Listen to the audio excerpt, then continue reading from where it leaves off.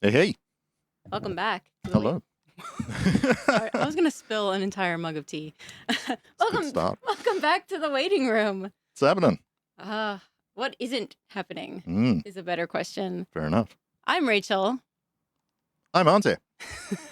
Nice little pause in there. Let's Yeah, I try had to that think again. about that. Let's try that again. Ready? Yeah. I'm Rachel. And I'm Ante. And this is the waiting room. Welcome. Coming at you from Welcome. downtown Hiroshima.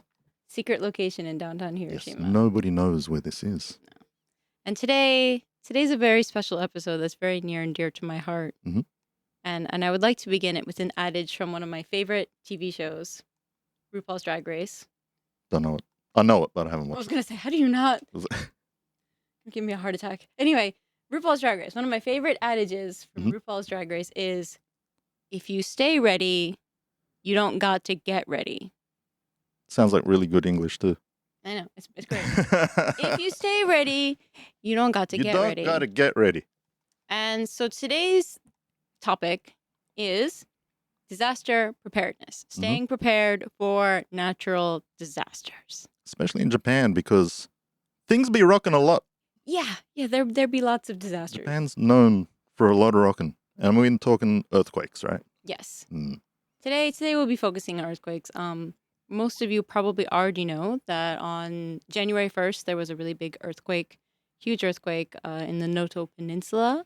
Right. January 1st, right? January Start 1st. of the year. Start of the year, massive earthquake, just horrible, really. Yep. I mean, they're horrible whenever they happen, but because there were so many people who are going back to their hometowns for the holidays, it affected so many people who are still struggling to get their lives back in order. Yep. And then there's been a string of earthquakes in Chiba recently. There was an earthquake here in Hiroshima. Yeah, the other week. So it just sort of feels like there's been a lot more commotion going on than usual. Yeah. Which is a great time to make sure that you are prepared. Mm. So, Ante, if an earthquake were to strike this studio at this very moment, would you be prepared? I'd shit myself. Not really what we recommend for being prepared. Okay, yeah. So if you literally, there was a big, massive earthquake, do you have anything in this room? Actually, not in the room. Not in the room. So I would have at home, but which isn't very far. But then again, earthquakes, say you don't know what's going to happen. Exactly. Yeah. You could be buried in a mountain of stuff here. That's true, and there is a mountain of stuff And here. there is. I mean, in my workplace. Yeah. You can't tell in the bit that we're in, but in the bit beyond the veil, there's a lot of things. There's a lot of things. So, you've experienced earthquakes in Japan? Yeah. Yes. Yep. And you're from Australia, where there are no earthquakes? Question mark? There's one that I remember. This happened when I was pretty young, and that wasn't even necessarily in Sydney. Apparently, some people felt it, but yeah, we're not known for earthquake disasters anyway. Right. So you didn't have any like earthquake drills at school or learn about what you should do if there's an earthquake or what to prepare for. Do you have any other natural disasters? Bushfires are big. Bushfires? Depending on where you live as well.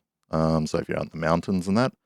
And I know every now and then you get tropical cyclones, but that's more so up north, where it's more of tropical climate. And that, so for you personally, growing up in Sydney, not a lot of disaster preparedness drills to speak of. No. So that was all brand new to you when you got to Japan. Just road rage in Sydney. I mean, that's probably more likely to kill you than an earthquake. Yeah. Because you face it every day. Yeah. Yeah.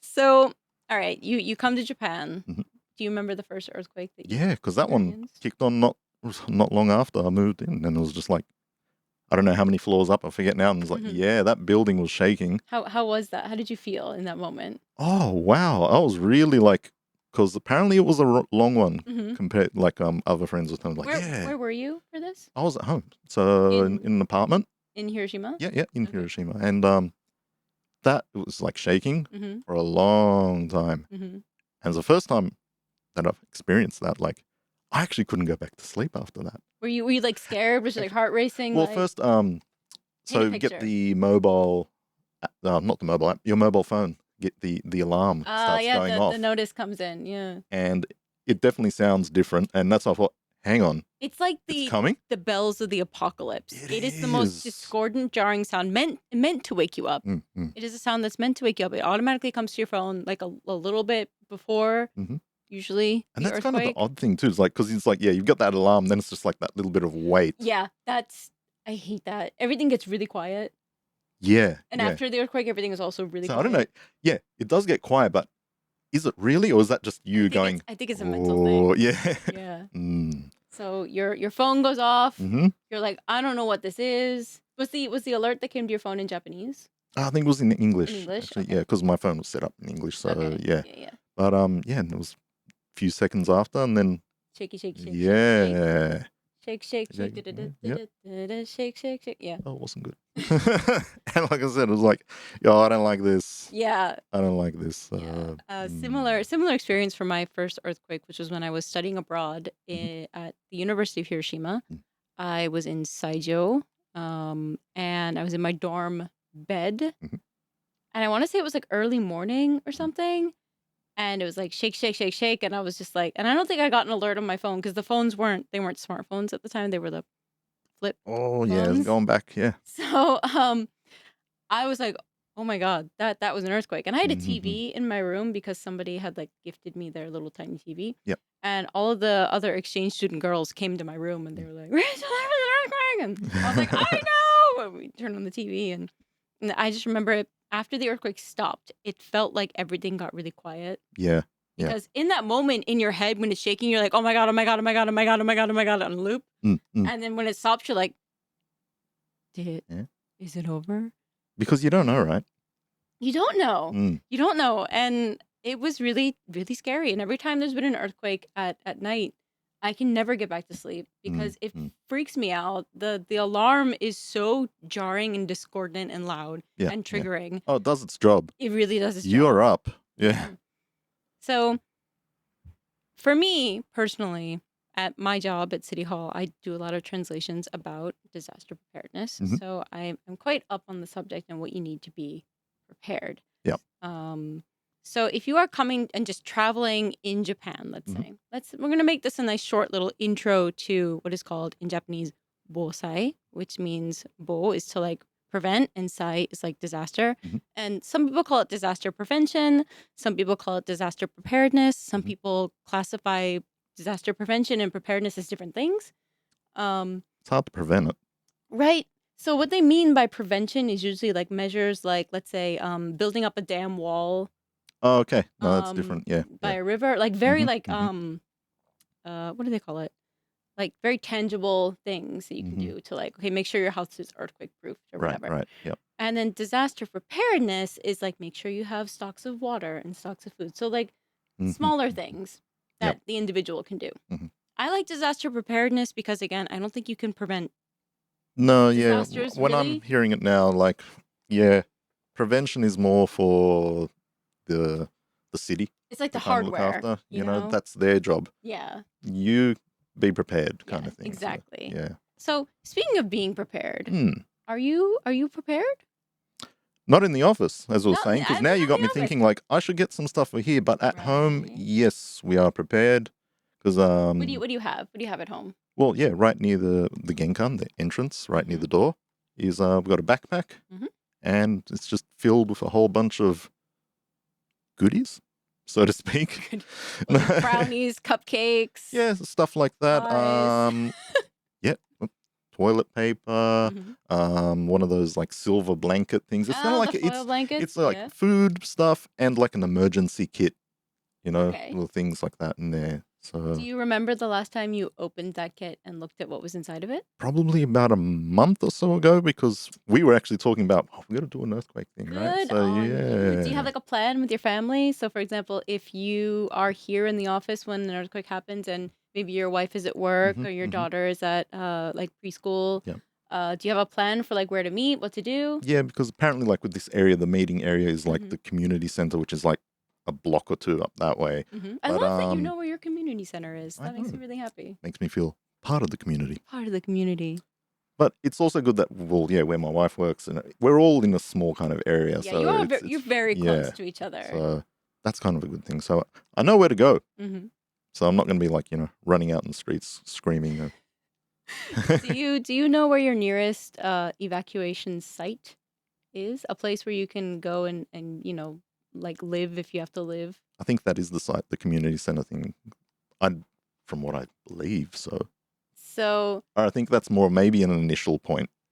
So here's the interesting thing about evacuation Maybe sites I in don't Japan. know. So if you come to Japan Mm. and you are met with an earthquake and Mhm. you do not know where to go, almost every single elementary school or middle school is Mhm. an evacuation site, a designated evacuation Yeah, site. yeah. And you don't have to go. So, for example, if I am in my neighborhood, I can go to the one in my neighborhood. But if I'm not in my neighborhood, I Mhm. can go to anyone, Oh, any of the okay. sites. So just in general, Yeah, it doesn't elementary matter. schools. Doesn't matter where you live. It doesn't matter who you are.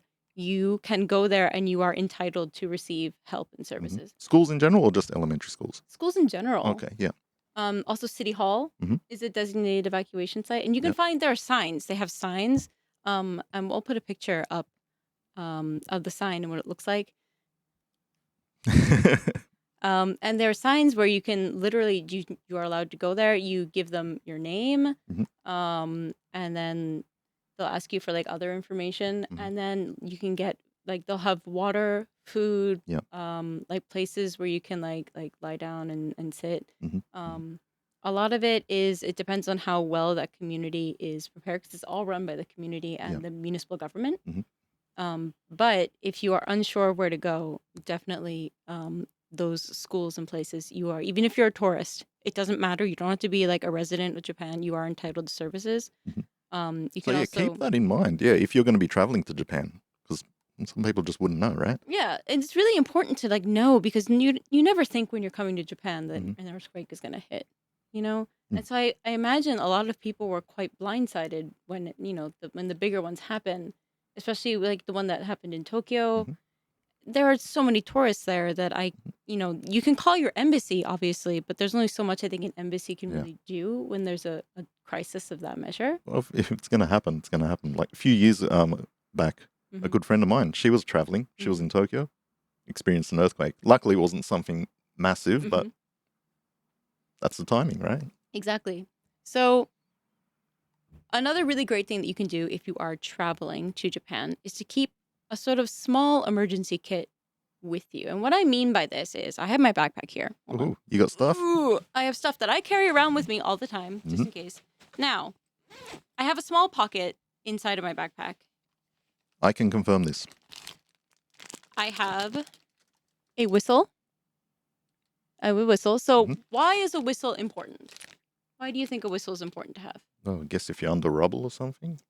Bingo. Hey, Bingo, I win. bingo. So if you are trapped under something, rubble, whatever, you only have a limited amount of like screaming in you. Yeah, yep. And it is much easier and much clearer to be heard Mhm. if you have a whistle. I bought this from Daiso from the 100 yen shop. It's just a whistle. Which That's I now won. It's My whistle? my whistle. Okay, fair enough. It's your own dang whistle. Sorry, man. Support Daiso. They just had their owner die. Fair enough. So, another thing. Chocolate. Chocolate's good. Lotte, if you want to sponsor us, please. Chocolate. Why is chocolate good? The expiration date's quite long. Mhm. This expires this year in October. It's wrapped in foil. So it's generally it keeps for a long time. Yeah, yeah. So it's always good to have things like candy or chocolate that have a Mhm. long expiration date that are in a nice packaging and you carry it around with you just in case That's it. because There's sugar, energy. yeah, it's sugar, it's food, it makes you feel a little bit better. It's always good to have some kind of food thing. Mhm. That would not last if I had a little bag. Well, I also have like because I'm always buying little like energy bars. This is this November, but it's just like a little like protein chocolate bar thing. Mhm. Just stuff you can keep, I don't know how well this is going to hold up in the summer, to be honest. Probably not. I also testing it. have alcohol wipes. Ah, yes. Alcohol wipes. These are really good for keeping your hands clean. Mhm. Hand sanitation is extremely good when you are in a crisis because, COVID, colds, flu, keeping your Mhm. hands clean is important. I also have a little tiny pocket on the back of my backpack. I have a foil aluminum blanket. Mhm. I bought this on Amazon for like, it's like a pack of 3 or something. Yeah. So I would keep this with me in the wintertime. It's an emergency thermal blanket. Yeah. So if you are stuck outside, also if you go to an evacuation site, some of them might not have blankets. Yeah, yeah. And if you're not carrying a sleeping bag with you, Mhm. then this is a really, really good way to keep yourself warm. Yeah, definitely. Because they're usually emergency evacuation sites are in the gym of a school, which is hardwood floors, extremely cold in the winter. Mhm. Like Yep. you want something between you and that floor, if possible. That's true. And you don't know what's happened with energy in that, you know? Oh, they're not heated. The gyms aren't heated. Well, in general, you wouldn't have any heating if it's the Yeah, earthquake's that bad. but in general, there's no heat. Well, yeah. So yeah, that's really important. Another thing that I keep, cash. Mm. Cash money. Okay, I know that if you're traveling, especially if you're traveling in Japan, cash is quite widely used, so you'll probably have some cash on you. Keep maybe like 2,000 yen in cash and keep some like coins as well. I have 100 yen coins in here because if all the electricity is down, there's no way that you can use a card Mhm. or like any like phone readers for QR codes for payment. Mhm. Make sure you have a little bit of cash. Yep. I also have makeup remover because I am generally wearing makeup when I'm out and about, and I don't want to have to sit in makeup all day. Makeup remover. Cool. I should also have copies of my passport and my identification and all that. I haven't done Didn't that think yet. of that, actually. Yeah. Yeah, like copies of your, if you're living in Japan, your pension book, your residence card, Mhm. and your passport. If you are visiting, copy of your passport. Yep. Your ID. Maybe have the phone number of your local consulate. That's a pretty good little kit, though. I also That have- does not take up much room. I also have the light for my bike. Yay. Yay. So I can use that as a flashlight as well if I need to. But yeah, and I have my phone charger as well on me at all times and a little hand towel as well. But this is just a really baseline, simple kit that you can throw together. If you're coming to Japan in the winter, especially, the little foil blanket, chocolate or like calorie mate, Yeah. you know, those like little blocks of Yeah, like a just protein energy bar food. kind of thing. Yep. Also make sure you have a drink with you. I always have a drink with me because I'm always paranoid. I'm going to get like, I don't know, trapped in an elevator and never have any like water or something on me. So there's convenience stores all over Japan. Make sure you have like a little bottle of something on you just in case. Make sure you have cash. Make sure you have a whistle because they're really small things. They're not going to take up too much room in your bag. No, that's a good little kit, and to put that together, that costs nothing, really. Yeah, it was ridiculously cheap. Mm.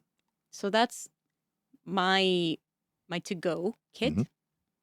Now at home, and the reason that I have all this stuff is because I was researching it for work. And I figured if I'm going to be researching this and I don't have my own stuff, like how am I prepared, you know? So what I did is I went online and I bought a like emergency evacuation backpack. Yeah. Which one day I will bring here and we will go through because it's got a lot of stuff. But you can buy these pre-made emergency kits on Amazon, like anywhere. So not necessarily if you're traveling in Japan, I don't think you need to go do all that. But if you are living in Japan, you need to make sure, because here's the thing, no one's going to do it for you. Like, especially if you're here in Japan, you've come by yourself without, you know, if you don't have a Japanese family or if you don't have your own family with you, no one's looking out for you but you. One of my favorite, like, proverbs in Japanese is "jibun no mi wa jibun de mamoru." So you have to protect yourself. You got to look out for you. Yeah. So make sure that you have a kit, and you can find so much information online about what you should have in your kit. I'll put links below to information that the city has provided that I've translated about what you need to prepare, because it differs depending on your situation. So for you, for example, you know, you have a wife and a kid, and a tiny kid at that. Yeah, exactly. You know? So what you need is very different from what I need. Because I'm pretty sure what we did as well is we bought one of those like kits, and then we've, you know, added a few things, you know.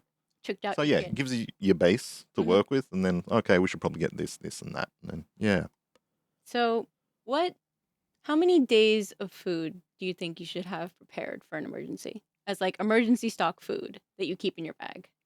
Oh, I'd like to say a week, but how many? That's a lot of food, man. Your to-go bag.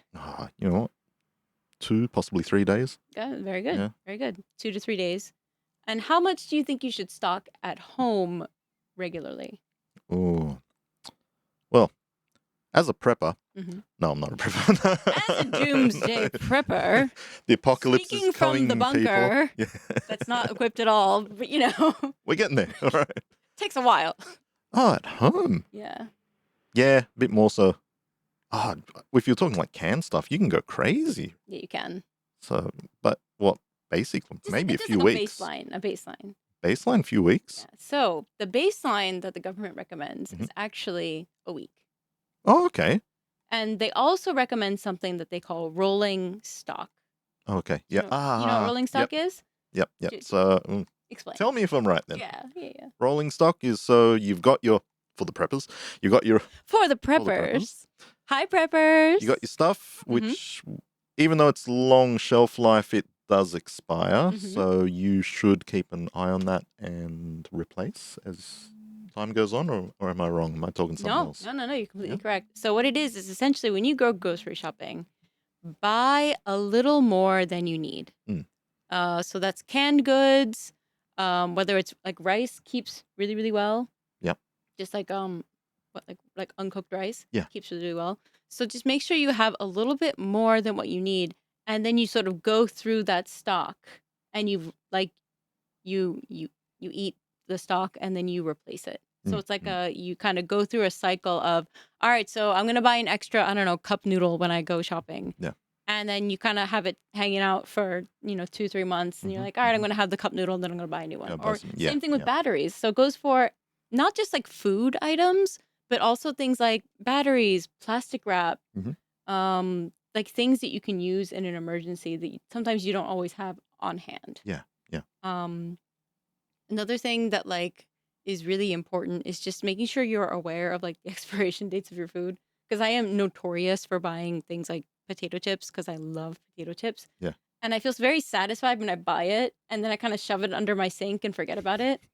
So those things don't last around me. yeah. So at the end of last year, I was going through my admittedly robust stock of potato chips and realized Wait, how much of it? That I had a very fancy bag of popcorn, like a big one it was like from the like shop where they sell things from abroad. It was a massive bag of cheddar cheese popcorn that I bought. It was expensive. It was expensive. It was like $6 or $7 essentially that I had bought because I was like, I've been working so hard. I deserve a treat.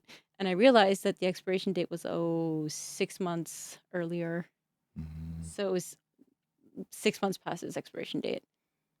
And popcorn really does not taste good after its expiration. I ate it. me and Michio had it.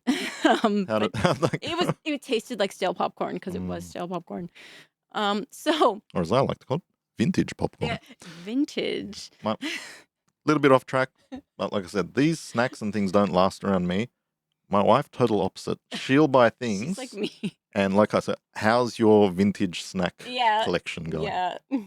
And if I ever take one of those things, even though it's been sitting there for a while, it's over. That's the day she'll want it. It's over. Yeah, that'd be right. You just gotta ask. You know, can I have this? Because I think generally when it comes to food, with me especially, if I have bought something with the express intent that I'm going to eat, let's say it's an ice cream or whatever, right? I buy a little Haagen-Dazs thing, and this is I'm going to have this. I put it in the freezer. If somebody were to take that out of the freezer and eat it without saying one word, it would be over for them. I would throw them in the freezer. Like, I really take that seriously. But if they were to ask me, hey, I noticed there's a thing of Haagen-Dazs in the freezer. Can I have a bite? Can I have some? Then I'm fine. It's fine. Man. My place, it's National Geographic, survival of the fittest.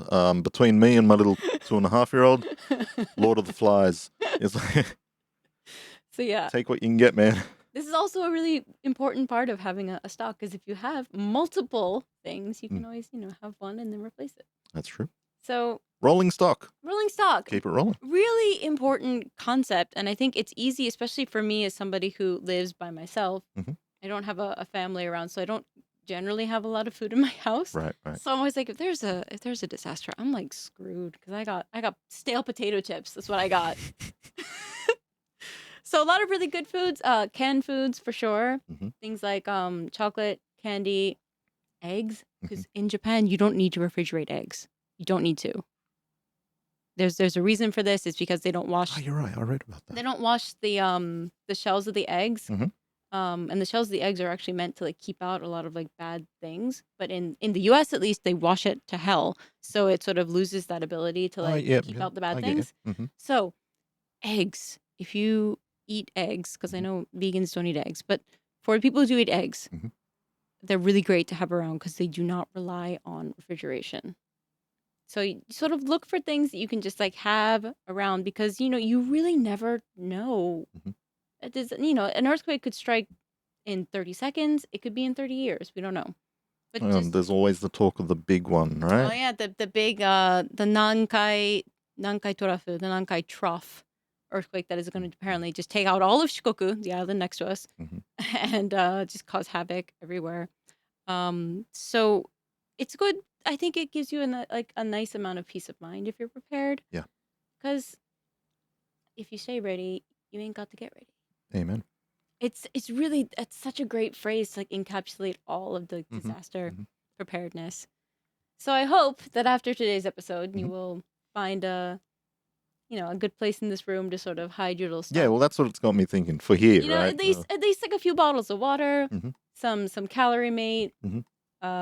and you can also buy online longer shelf life products. So products that are specifically designed to last 4 years. Yeah. They're generally like cookies or like yokan, which is kind of like a thick jelly or paste that's made of sweet red beans. And there's one that lasts like 4 years, I think. I got to step up my game. So you can really find a lot online. I ordered a lot of it off of Amazon. Yeah. Just because it was easier. And you can there's so many great products. They have like a billion different kinds of like freeze-dried food. And one of my goals for this podcast is to do an episode where we eat some of it, because I have a lot. I'm up for that. That I'm going to have to replenish anyway. No stale popcorn. That's not part of it. I've got canned bread that I'm fascinated. Hey, I've heard of. I'm fascinated as to how it tastes. Canned bread. It's bread in a can. I don't know. I've never had it. It's just been sitting in my kit. I don't know. Just the thought of it. It's interesting. Another really great thing to have before we go, because we have, I think, like 3 minutes left before the 30-minute mark. Another really great thing to have is, when you do like hot pot nabe in winter, Yep. and you have those like canisters, the gas canisters, and the little mini like what is it? Little like a stovetop thing. Yeah, a little stovetop thing. Those things are great because they don't need electricity. That's right. I got one of those here. There you go. So if you have no power and the gas isn't connected in your house, those things are really great because they're portable and you can heat stuff up. Yeah. Because what they say is a lot of like discourse when disasters happen, and what really helps people sort of lift their spirits is a warm meal. That's true. I mean, especially in the wintertime, obviously, but having just food that isn't cold can be a really huge lift to people's spirits. Yeah, definitely. So if you have one of those little portable like stovetop things, you can boil water. Yep. You can have like boil in a bag food. So like those curries that are in those like vacuum pouches, you can stick that in water and boil it and have hot curry. Good idea. And you don't need plates. You can just like eat it out of the bag. Yeah. Another really good thing to have on you is like a little cutlery kit. Like a camping fork, knife, spoon, chopstick thing. So yeah, those little mini portable stovetops along with the gas canisters. Make sure you always have the canisters, because I usually never do, because I don't really use them that much. Okay, yeah. But I did buy gas canisters recently, so I'm like ready. Getting there. I'm ready. Like I said, a lot better than me though, because I got nothing in here. Going up top of my head, I think I've got. Yeah, I've got the stove. Do you have anything to like eat or drink in here if a disaster was to strike like right now? I got my list in my head because I just thought I don't have much. What do you have? I think I've got like 2 cans of beer in the fridge, Croatian coffee, and half a bottle of scotch. What are you gonna make this coffee with? Scotch. Shake it. This is some strong coffee, man. Yeah, I got to up my game. Do you have any food at all? Like food No, stuff? because usually if I buy anything, it was like a snack. Like I said, it doesn't last, man. So yeah, But, we gotta trick out your whole place. Yeah. With a little like cachet. Do you have cash? Got work to do. Do you have cash on you? Yeah. Okay, that's good. and you have your You ideas don't know where the and office stuff on is. you. Stay out of my office. Well, we're gonna make it a nice good environment. So in case anything happens, you will be you'll be able to at least get out. Yep. And if you can't get out, you'll be able to at least survive. Right? We'll have some scotch. There you go. Yeah. I mean, you're gonna be so drunk. You got 2 beers and stuff. I'm good. You're gonna be like, guys. I'm all right. It's fine. Don't What- worry. What earthquake? I didn't feel an earthquake.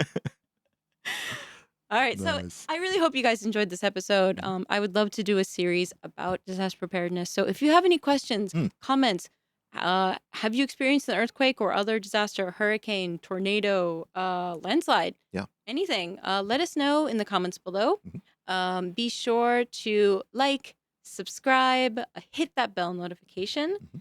You can also send us an email, thewaitingroomjpn@gmail.com. Yep. Or send us a message. Well, follow us on Instagram at @thewaitingroomjpn. And you can DM us there.